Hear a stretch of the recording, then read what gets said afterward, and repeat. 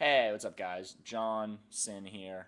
Um, just wanted to get on here and do a video blog at the end of the week to make up for the creepy video blog where I was in bed. Don't know what I was thinking with that. I was lazy, and sometimes laziness just doesn't work. Thought it might be kind of a cool concept. Didn't work. Watched it myself. Didn't work. So here's one where I'm appropriately sitting up and in the living room of my apartment. So hopefully that's a little bit better. Anyway, just quickly recap this week. We've had a couple. We had the video. We had the blog post on 93% of communication being nonverbal being a completely wrong and misused statistic.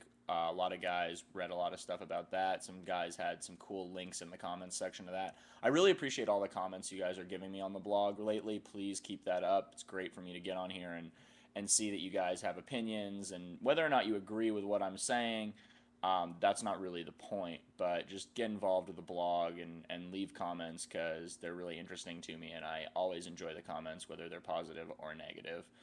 Even the ones where they tell me I should get cancer or that I'm an evil Jew are still fairly amusing, so bring them on. Also talked about Jerry Seinfeld, which was cool because a lot of people agreed with my point, which is that Jerry, was seen on screen with a lot of women, and in real life, he dated quite a few celebrities too before marrying some girl who was like 19 or 20 at the time, Shoshana or something like that. Really, really young girl he ended up marrying when he was like 50, and she was hot. So Jerry, I think Jerry knew it was up.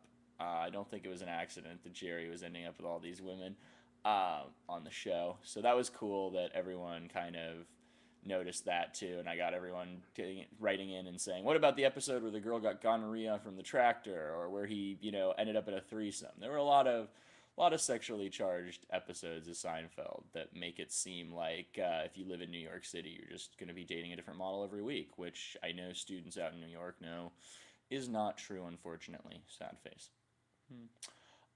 What else? Next week, I've been writing this whole series of blog posts on lessons that I have personally learned from students. Because I think one of the things that is not brought up enough is that we learn from you guys by watching you, probably as much as you guys learn from us. Like, I learn a lot of different things from just the different ways that students' minds work, the different ways they wrap themselves around a problem, the different kind of advantages or disadvantages that we have to work with.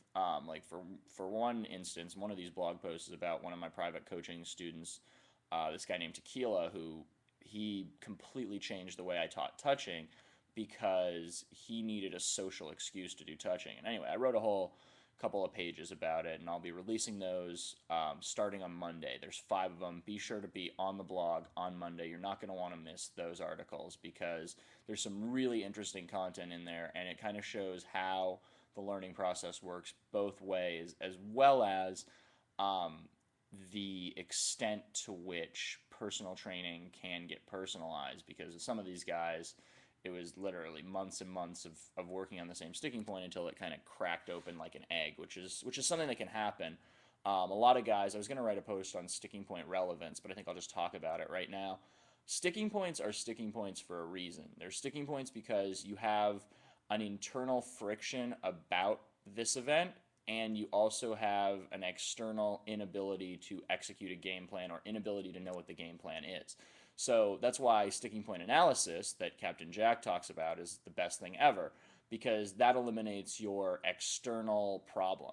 For example, if you're a guy who's having a problem kissing girls, right? If you take the external sticking point of I can't escalate on girls, I can get to hand holding, I can do everything else, but I can't get any further, and you learn a kiss close like the almost kiss, or the look away kiss, or the surprise kiss, or the ninja kiss close, any of the ones I teach.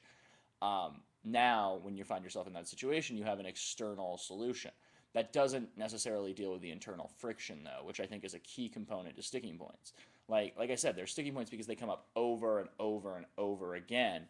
They're not just a one-time thing. So you generally are going to need to look for the symptom, right? The symptom is generally the sticking point. If you have a sticking point for going for phone numbers, if you have a sticking point with going for isolation, you want to figure out why you're not able to do that. Because if you've been in the community a while, you've read enough material, all the solutions externally are out there, but it's that internal friction that you're going to have to deal with and figure out how to move on from that. And sometimes that can be a really long process. With some guys, it's taken me, 6 or 7 hour long phone consultations to really get to the heart of the issue. But until you do that, you're going to have a hard time implementing the external sticking points. I know myself, when I had sticking points earlier in my kind of pickup game, not that I don't have sticking points now, but the kind of easier to break ones like lack of escalation or lack of, number closing, um, came down to the idea where I would know what I needed to do, but I wouldn't be able to actually physically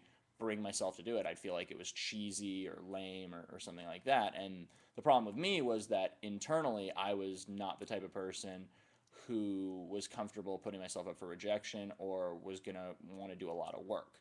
So once I got over those kind of internal sticking points and I learned to reframe the way I thought about pickup in terms of not rejection but kind of feedback, and also looking at things as gathering options as opposed to being invested in the one girl, then that number closing sticking point got way, way easier, and I was able to just number close any girl I met for a month.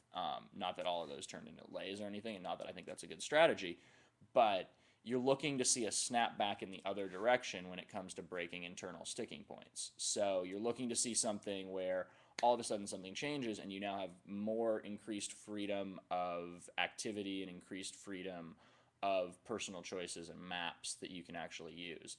So that's something to keep in mind too, which you'll learn about in those blog posts that I'm going to be putting up next week. Cool. So I went a little bit longer than I wanted to. I'm going to end now. I hope you guys have a great weekend. Be sure to check out the Sins of Attraction forum at sinsofattraction.com/forum. And be sure to be back on the blog Monday for the first of the lessons I've learned from students blog post. Have a great weekend, guys.